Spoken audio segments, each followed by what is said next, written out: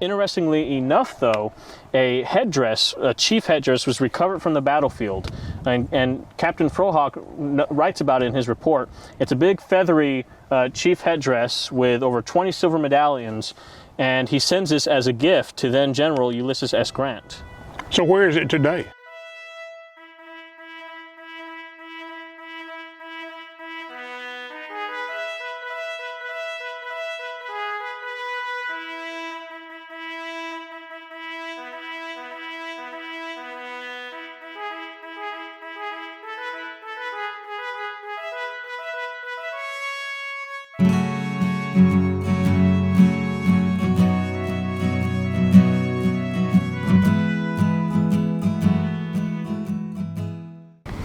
One thing that's really special about Fort Lancaster, apart from being the only U.S. Army fort here in Texas to be attacked by American Indians, is that when you're out here, you hear the same sounds that they probably would have heard over 160 years ago, and you see the same scenery that they would have seen back in the 1850s and early 1860s. Because of how remote this is, it's virtually undeveloped, and when visiting Fort Lancaster, you get a real sense of that.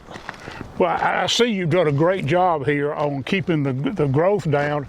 We got accounts of where this land, and even over in Arizona, was this beautiful prairie of grassland. Yes, yes, sir. And then it got overdeveloped and overwatered and irrigation and everything else, and earthquakes. And yes. But this is, I just can't imagine how this would have looked. Even South Texas, where you are. Grassland. Grassland, beautiful. yep. That's why all the cattle were here. Yeah, there still are some mesquite trees, for instance, out here. They wouldn't have been native during the time this was a fully fledged fort. But apart from that, I mean, it's incredibly similar to what they would have seen, if not exact. And not much has really changed besides that. And our fort itself is in ruins. As I mentioned earlier, the fort is in ruins for a whole array of reasons, but we'd like to keep the ruins this way because the ruins themselves sort of tell the story of the fort. These are original ruins to the 1850s, so these are pre-Civil War buildings that you're seeing here around us. And apart from that, I mean, the buildings have a testimony to tell about how they were burned, they fell into ruin, and these are the buildings that the soldiers lived in, and these are the buildings that the Buffalo soldiers would have used for cover during the Battle of Fort Lancaster. So I think that's really special. And if you look at our historical marker right here, it says the ruins of Fort Lancaster. And it's a real privilege to have our marker in such good shape as it is today. Nonetheless, I mean, Fort Lancaster itself is in the shape it's intended to be, I believe. One thing that really gives me chills often is to think about how these are the grounds that the men lived and worked on, and there wouldn't have been a path as well established as this, but apart from that, these are the buildings that the men were in, and I'll show you in a bit, but when I stand on the doorsteps of these officers' barracks or the enlisted men's barracks, it's incredible to think that these are the men that I've read and researched about, and you could very well imagine live full lives after Fort Lancaster. They were here at this site, standing on those doorsteps. Who knows what they were reminiscing about? So, as I mentioned earlier, one of the things that really sticks with me is how this very doorstep I'm standing on, the officers would have probably stood here overlooking their men, reviewing them. We believe that this was kept in carpenter's quarters right here. We don't have 100% verifiable information on that, but in all likelihood it probably was. And another thing that's really interesting about this site are the buildings themselves. So the further east you are, you see buildings in East Texas or other forts there that are composed entirely out of limestone. If you head west to the American Southwest, you see a lot more forts that are made out of adobe entirely. But Fort Lancaster, it seems like we're entirely in a desert here, but in all actuality, we're actually in a transitionary zone between the Texas Hill Country and the Chihuahuan Desert. And that's reflected in our architecture here. The buildings themselves were a mixture of the limestone blocks you see here and adobe.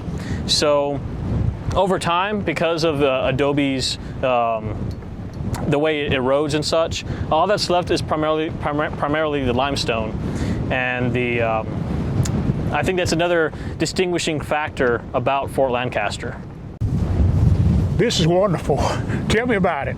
So this itself is the barracks of Company K, 1st Infantry Regiment. There was barracks for Company H and Company K, and this is Company K's barracks.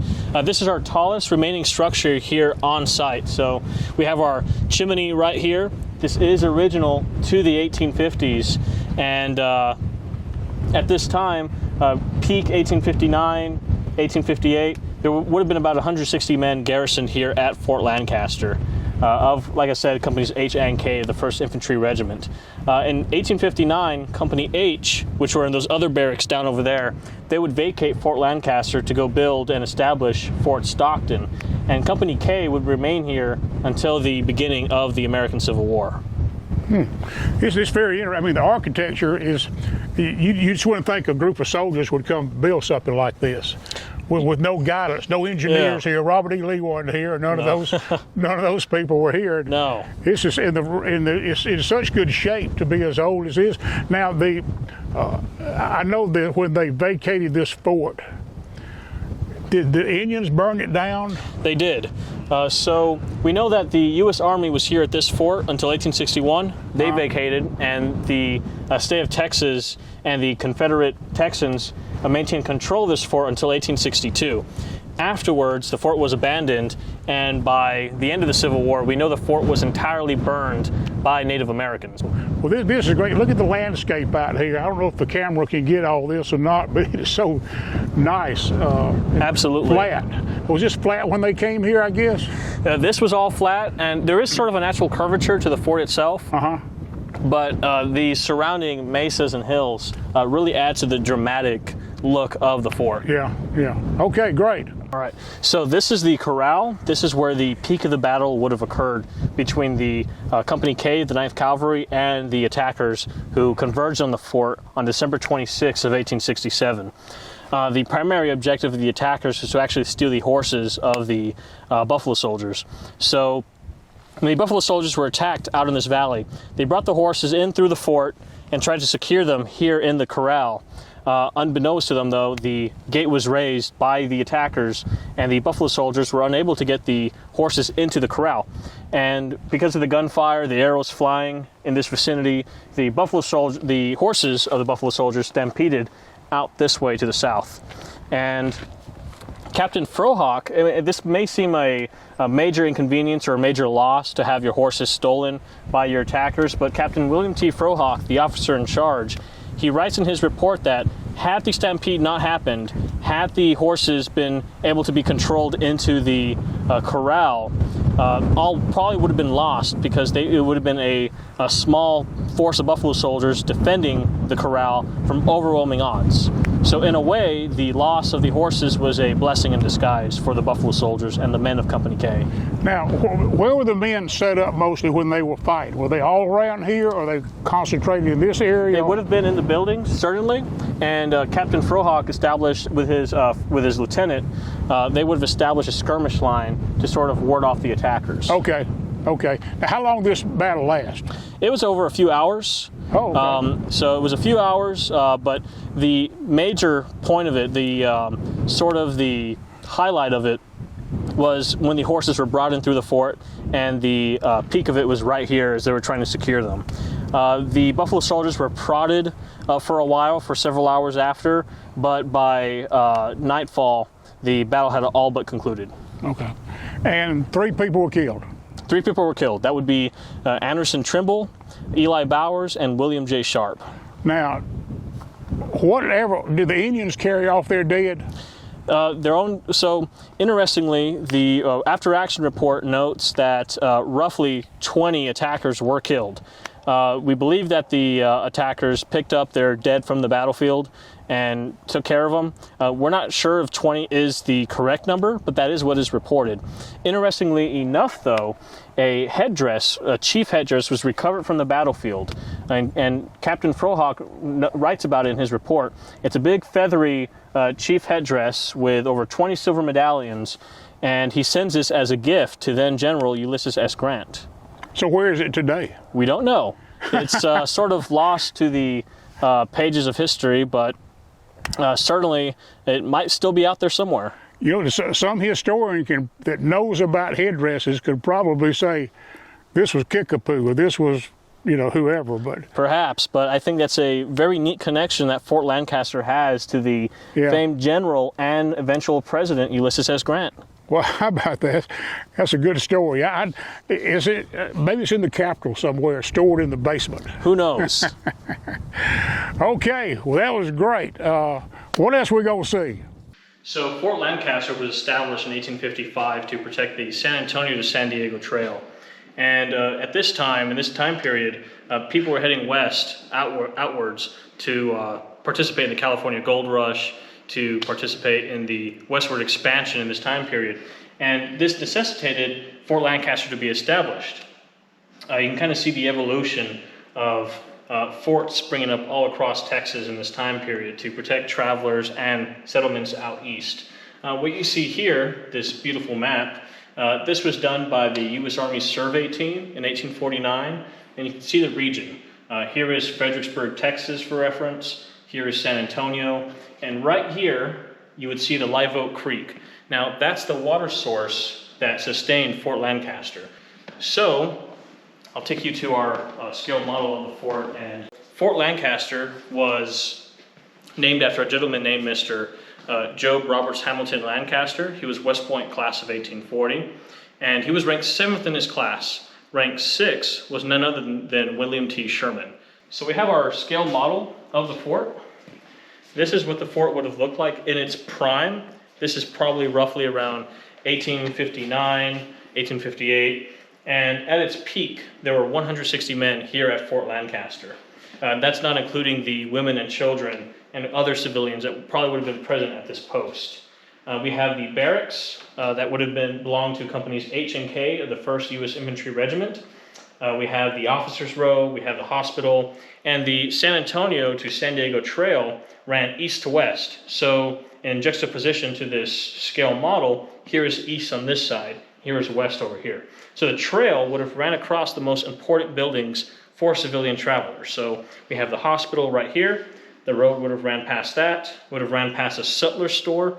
You can think of this as a supply stop or a general store. And then we have the blacksmith right here. This would have been sort of the mechanic back in the day. And they would have looped around the post and continued heading out west. So today, Fort Lancaster is in ruins for all sorts of reasons. The fort was only officially occupied by the U.S. Army between 1855 and 1861. The fort was abandoned, given to Confederate Texans at the onset of the Civil War. They abandoned it in 1962, and the fort was burned. Subsequently after that, the fort fell into ruins, and the Buffalo soldiers who fell under attack here, they were tasked with reestablishing this fort and reestablishing the U.S. government's presence in West Texas. So we have this camel right here. You're probably thinking, what is a camel doing here in West Texas? Why the heck is this here? Well, this is our Old Kate. This is our friend Old Kate. She's a camel. And with her, along with a few panels that we have, we tell the story of the U.S. Army camel experiment. You see, after the conclusion of the Mexican-American War, the United States government now had control over vast swaths of land in the American Southwest. And there was a prevailing belief that the American Southwest was a great vast desert.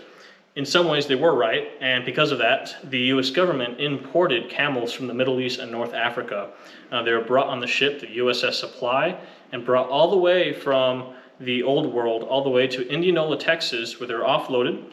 They were taken to Camp Verde here in Texas, 60 miles west of San Antonio, and that was sort of where they were headquartered. And from there, they continued to mount expeditions westward, crossing through Fort Lancaster on 3 occasions.